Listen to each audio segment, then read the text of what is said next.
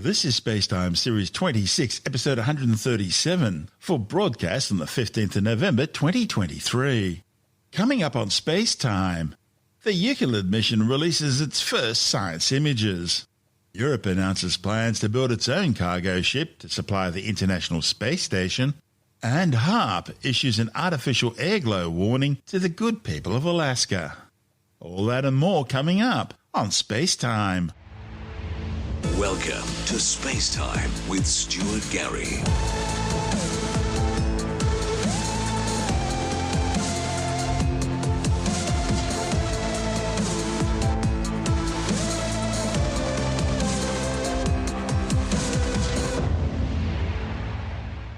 Astronomers have released the first images from the European Space Agency's Euclid spacecraft, which is on a mission to study the dark universe. Euclid will investigate dark matter and dark energy, mapping the universe's evolution over the last 10 billion years to try and understand how dark matter and dark energy have shaped it. Dark matter is a mysterious invisible substance which appears to only interact with normal matter through gravity. Scientists know it exists because they can see its interactions with normal, so-called baryonic matter, preventing galaxies from flinging apart as they spin and acting as a sort of gravitational lens, magnifying the light from deep space objects. Dark energy, on the other hand, is a mysterious force causing the universe's rate of expansion out from the Big Bang to accelerate. It will determine the ultimate fate of the universe, whether we end up in a big freeze or a big rip. Launched from Cape Canaveral back on the 1st of July, Euclid's now travelled some 1.5 million kilometres to a position in space known as the Lagrangian L2 point. It's a sort of gravitational well on the nighttime side of the Earth directly opposite from the Sun. It's a point in space where spacecraft can remain relatively stable without needing to use lots of fuel in order to maintain position. The L2 point's also being used by the Webb Space Telescope. Following a period of commissioning, testing its instruments and other components, mission managers believed all systems were performing nominally and so instructed Euclid to perform first light, taking a series of engineering survey images of star fields to see how well it worked. First light images are typically just showcasing the instrument. Of course, to show the public, it's nice to have it focused, so we went through the focusing procedure. That takes about a week. And towards the end, we got a very fine, crisp, deep image. The first light image is just one of these exposures, a 566-second integration image. The physical size of the vis focal plane is about 0.7 degrees, 0.7 degrees. One of the primary science goals for Euclid is weak lensing survey, and weak lensing relies on the distortion of the galaxy images. And so what we want is a very clean, crisp image of galaxies so that we have a reliable source of what this weak lensing distortion could look like. For the first light, we were going to show a detail of the full focal plane. And this is for one CCD in particular, which happens to contain a stellar cluster, a large galaxy, another large galaxy, and a very bright star. Nothing has been processed. The cosmic rays are still there. The bias has not been removed. Now, besides this beautiful vis image, we also observe in the infrared. And for that we have an infrared instrument. It's called NISP, Near Infrared Spectrometer and Photometer. We turn on the NISP instrument very quickly after the launch of the Euclid satellite. Mostly we turn on the instrument control unit to monitor the cooldown of the instrument. And once the temperature reaches threshold, so below 130 Kelvin, we turn on the data processing unit and the focal plane array of the NISP instrument. We undergo first several tests on the NISP instrument to verify operational behavior of the NISP instrument. The image you show is a raw image, so no processing. I just add a little color to emphasize position of star. Otherwise, the image is not naturally black and white because our detector are monochromatic detector. And you can see some cosmic ray events in the foreground from the cosmic sky in the background here. So the image quality is evaluated by measuring the size of the star, because the stars are very far away, they are like point source. What we measure from star on the instrument is what we call the point spread function. So the response of the instrument to a point-like source. And the smallest this response, the higher the quality of the image. So basically we measure the size of the star here to control the quality of the image. The infrared part we can determine from the spectral energy distribution of these galaxies, the redshift, and we call it photometric redshift. So together, combined with the infrared observations and the optical observation, we do the weak lensing experiment.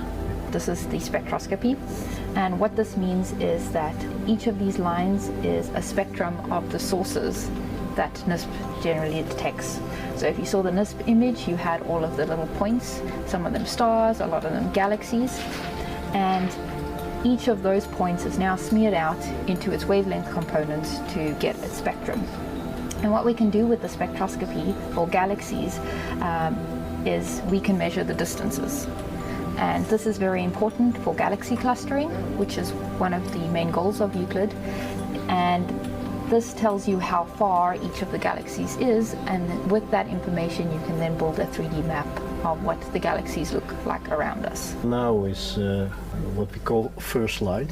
So we are very proud to show that we can really see what we expected. If you look at the images very carefully, you still see defects, that is cosmic rays and all these things. In the first few months of Euclid, we are going to check out the instruments, but also do the calibrations, necessary calibrations.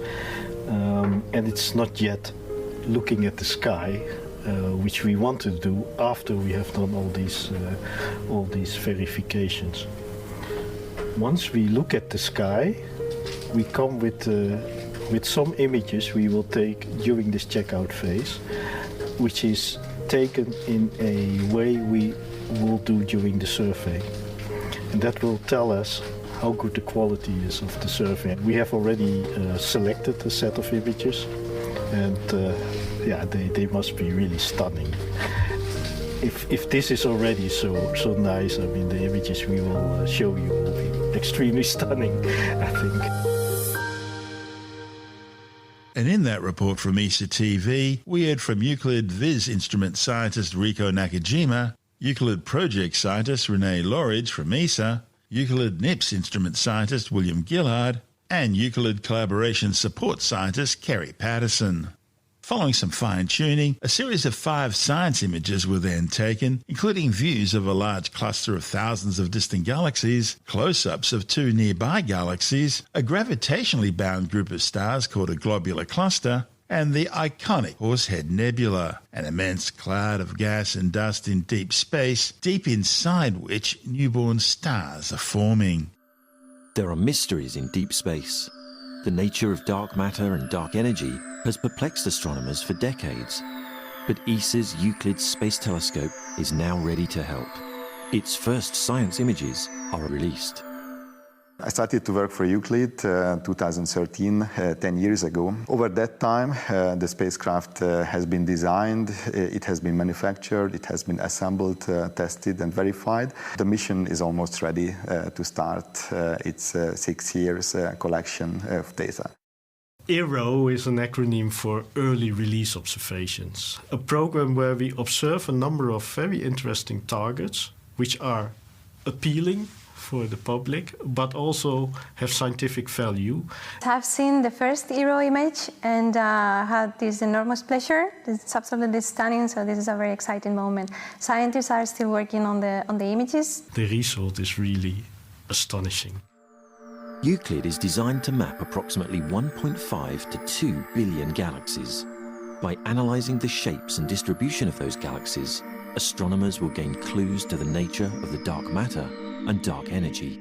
For the first time with Euclid, we can take a sample of galaxy for which I know the stellar mass, for which I know how much stars they form, etc. And I can go and measure very accurately how much total mass, how much dark matter mass there is in them. And that's what I want to do with Euclid on my side. During its mission, Euclid will generate a vast amount of data, the equivalent of 1 million DVDs that must be stored and made available to the world's astronomers. These images together will give us the total structure of the universe up to a look-back time of 10 billion years. So we can follow the evolution of the structure over 10 billion years. And this is really the aim of Euclid, to make this giant 3D distribution map and derive from it the properties of dark matter and dark energy. Now that we have real data in place, that's really a game changer for us. So we now can test everything, that we can offer this real data to our interfaces, which is really, really exciting for us. So this is a very emotional moment and very challenging also. There are cosmic secrets in these images, invisible to the human eye, but waiting to be revealed by computer analysis and our understanding of physics. Euclid's scientific mission into the dark side of the universe is about to begin. And in that report from ESA TV, we heard from Euclid Deputy Project Scientist Roland Vavrek, Euclid Project Scientist Renee Loridge from ESA, Sarah Neto from ESA's Euclid Science Archive, and Euclid Science Ground Segment Scientist Herve Aussel. At this stage, with all systems working, Euclid's expected to begin regular science operations in early 2024. During its planned 6-year mission, Euclid will produce the most extensive three-dimensional maps of the universe ever undertaken. It'll cover a third of the sky and contain billions of galaxies up to 10 billion light-years away. To do this, Euclid needs a wide field of view. In this way, the spacecraft differs from targeted observatories like Webb, which focuses on a small area of the sky at any one time, but typically offers far higher resolution images. Wide-field survey telescopes like Euclid, on the other hand, can observe large sections of the sky all at once. They can therefore cover the sky much faster than targeted telescopes. But Euclid still has higher resolution than previous survey missions, which means it'll be able to see more galaxies in each image than previous telescopes. For example, Euclid's wide view will enable it to capture the entire Perseus galaxy cluster and many galaxies beyond it, all in just one image. Located 240 light-years from Earth, Perseus is among the most massive structures in the known universe. Euclid's full survey will ultimately cover an area 30,000 times larger. The telescope's survey approach is necessary if it's going to study dark energy, that mysterious driver behind the universe's accelerating expansion. While gravity should theoretically be pulling everything in the universe together, instead everything is moving further apart, and it's moving apart at a faster and faster rate. And dark energy is the term scientists are using for this unexplained expansion. Now, to study this phenomenon, scientists will need to map the presence of another cosmic mystery, dark matter.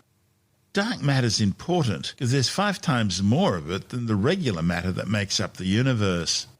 And so, if dark energy's expansive influence on the universe has changed over time, that change should be recorded in how dark matter is distributed on large scales across the universe, and Euclid's three-dimensional map should be able to capture it. NASA's Nancy Grace Roman mission will also study dark energy, but in ways that are complementary to Euclid.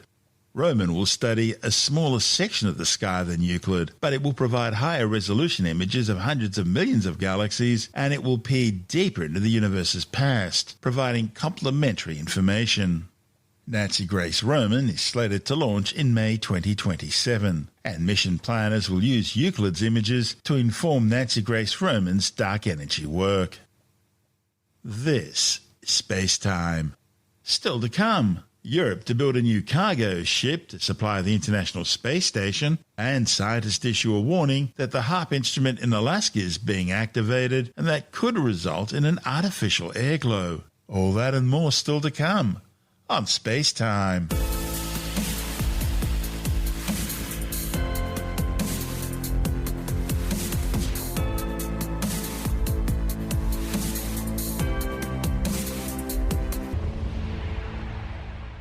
The European Space Agency has announced plans to develop a spacecraft to carry supplies and eventually possibly people to and from the International Space Station and even beyond to the Lunar Gateway Space Station project. The agency is looking at developing a reusable commercial space cargo shuttle servicing the orbital outpost by 2028. The proposal comes at a difficult time for ESA, as delays in the development of the new Ariane 6 launcher has left Europe without an independent heavy-lift means of accessing space.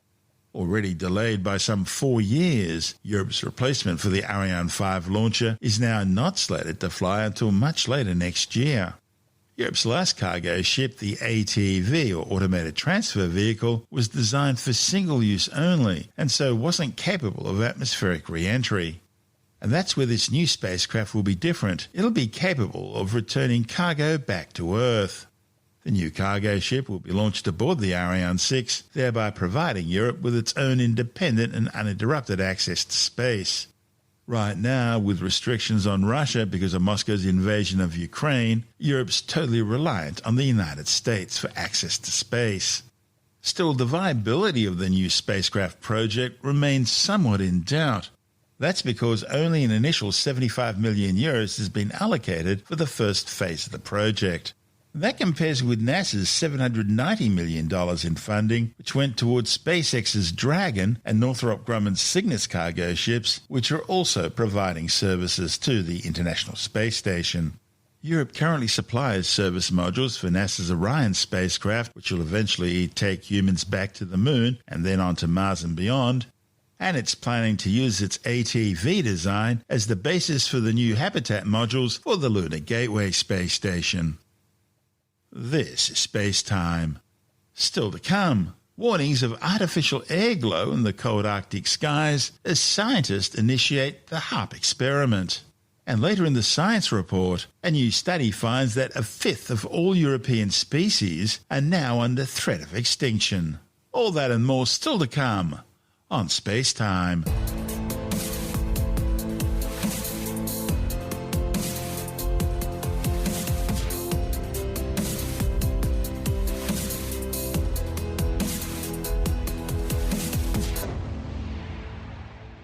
Alaskans were being warned last week that HAARP, the High Frequency Active Auroral Research Program, might be about to create artificial airglow in the cold Arctic skies.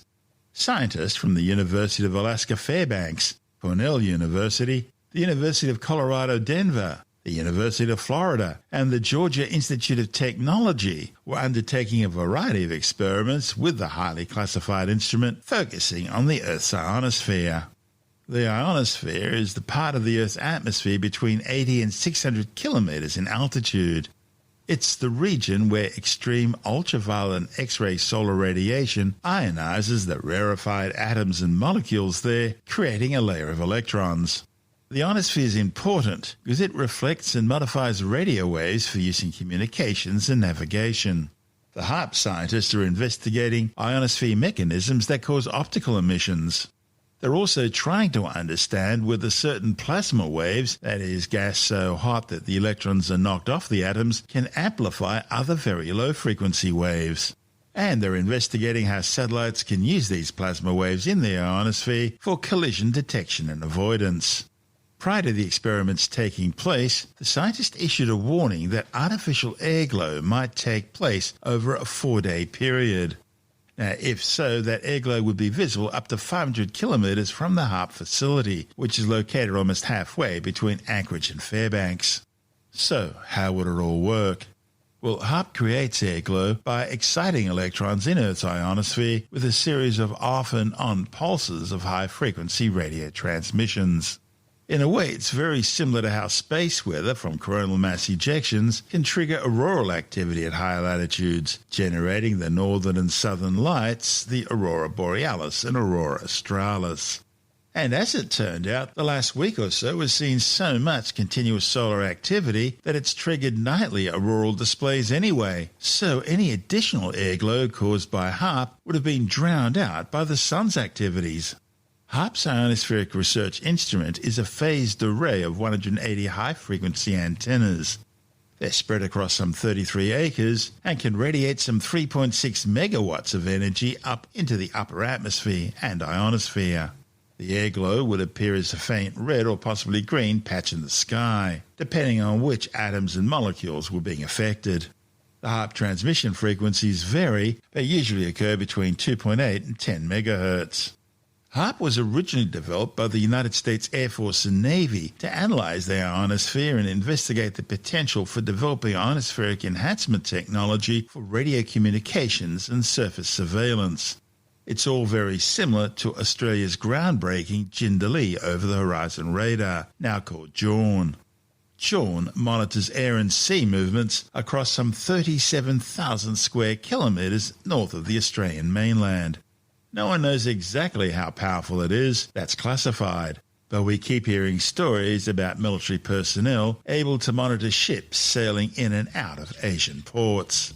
By the way, JAWN also operates at the same frequencies as HAARP. However, it's never featured the sort of notoriety that HAARP's experienced.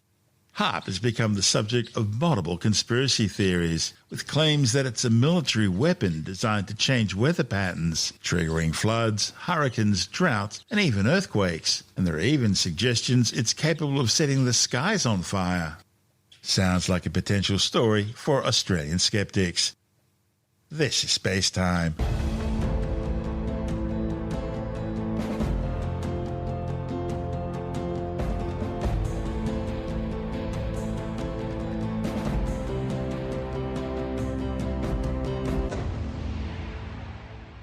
And time now to take another brief look at some of the other stories making news in science this week with the Science Report.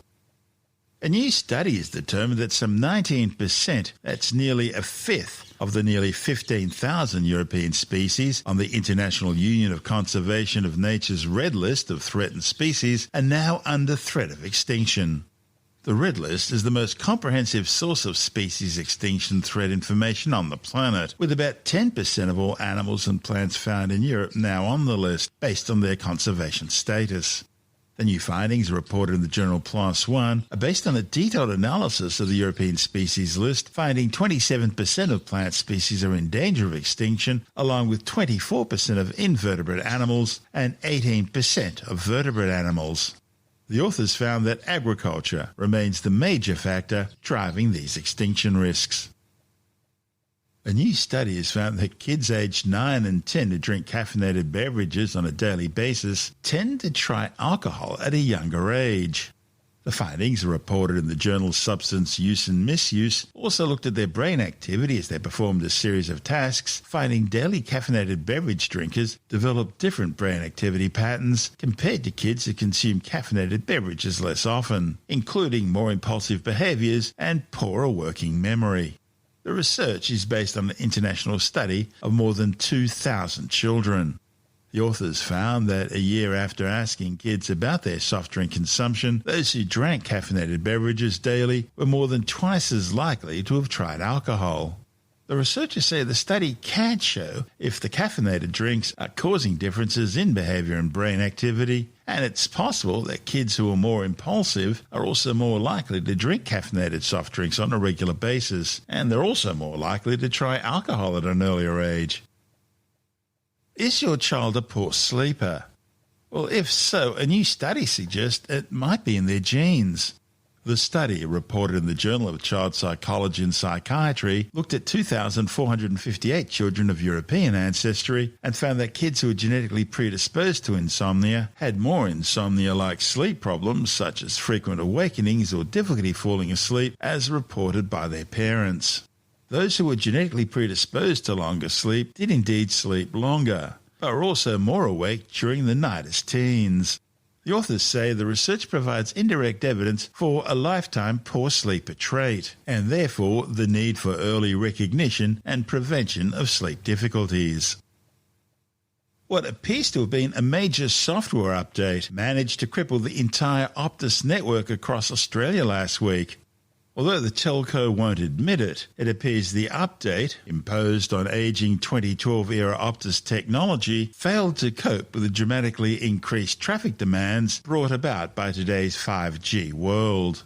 With the details, we're joined by technology editor Alex.Join from TechAdvice.Live. Optus is Australia's second largest telco, behind Telstra and in front of Vodafone. And they're a Singaporean-owned company, and they're known for competing in the smartphone space with their mobile network and with NBN services. And at about 4:05 in the morning, an update of some sort was applied. That's normally the time you'd put updates. It's the time the network is being least used. And various sources online have claimed that whilst the update could be applied, it was being applied to very old hardware which couldn't take the 5G workloads, which all sounds a bit strange to me, but that's what sources are claiming. But clearly something went wrong with the upgrade, and it didn't just take down the mobile network, but it took down just about the whole network. People couldn't make emergency 000 or 911 calls as it would be in the US through their landlines, but they could do it through mobile phones. But then some people on mobile phones found that they couldn't make 000 calls because they weren't in range of another network that could be roamed to. But of course, people's mobile phones were completely down, as was mobile data. And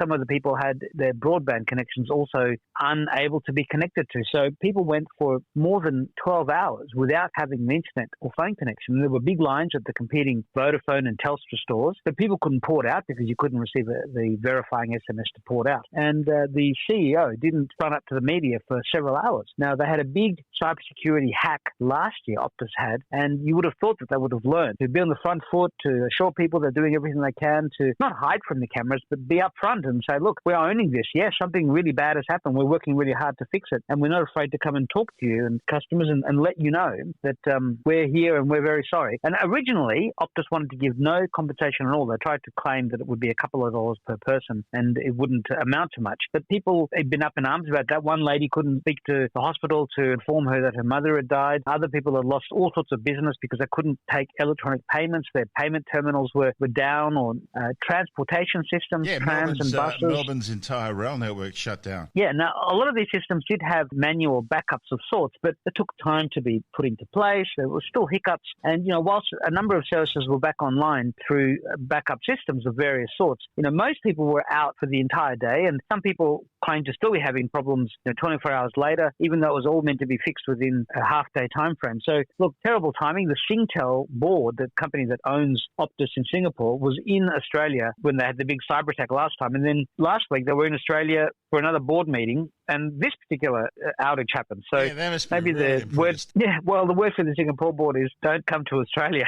But this is a big wake-up call to show how fragile modern systems are when we rely upon telecommunications networks and technology so intensely. Well, the Royal Australian Mint solved the problem. They issued a statement by way of X saying very simply, cash is still king.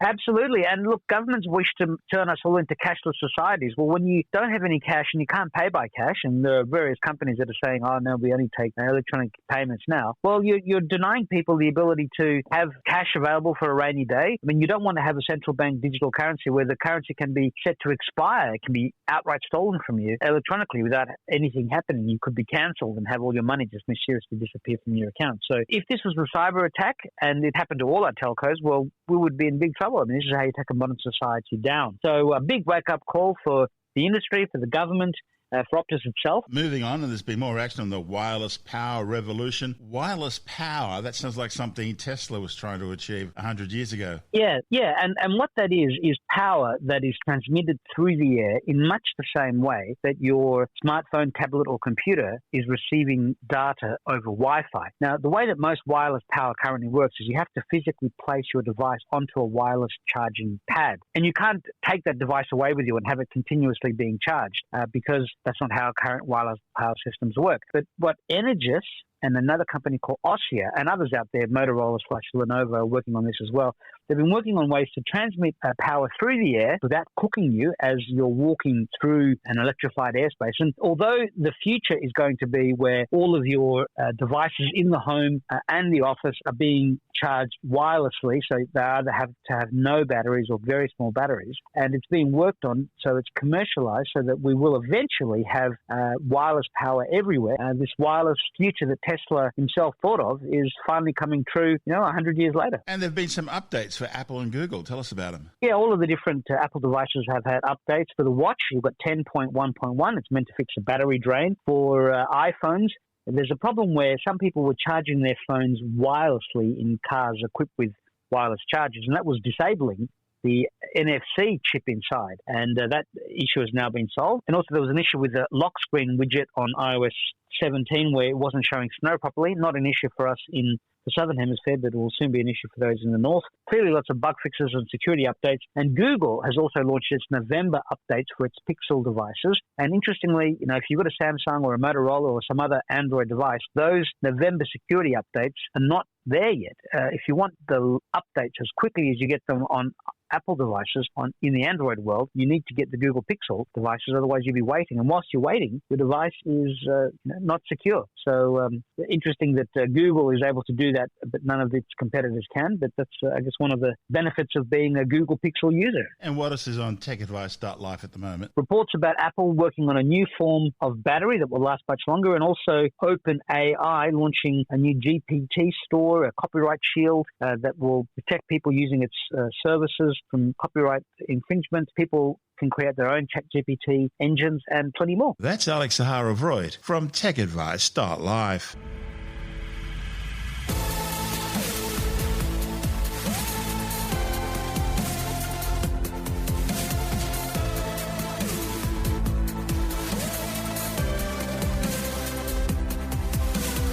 And that's the show for now. SpaceTime is available every Monday, Wednesday and Friday through Apple Podcasts, iTunes, Stitcher, Google Podcast, Pocket Casts, Spotify, Acast, Amazon Music, Bytes.com, SoundCloud, YouTube, your favourite podcast download provider, and from spacetimewithstuartgary.com. SpaceTime's also broadcast through the National Science Foundation on Science Zone Radio and on both iHeartRadio and TuneIn Radio. And you can help to support our show by visiting the SpaceTime store for a range of promotional merchandising goodies, or by becoming a SpaceTime patron, which gives you access to triple-episode commercial-free versions of the show, as well as lots of bonus audio content which doesn't go to air, access to our exclusive Facebook group, and other rewards. Just go to spacetimewithstuartgary.com for full details. And if you want more space time, please check out our blog, where you'll find all the stuff we couldn't fit in the show, as well as heaps of images, news stories, loads of videos, and things on the web I find interesting or amusing. Just go to spacetimewithstuartgary.tumblr.com. That's all one word, and that's Tumblr without the E. You can also follow us through @StuartGary on Twitter, @SpaceTimeWithStuartGary on Instagram, through our SpaceTime YouTube channel, and on Facebook, just go to facebook.com/SpaceTime with Stuart Gary. You've been listening to SpaceTime with Stuart Gary. This has been another quality podcast production from Bytes.com.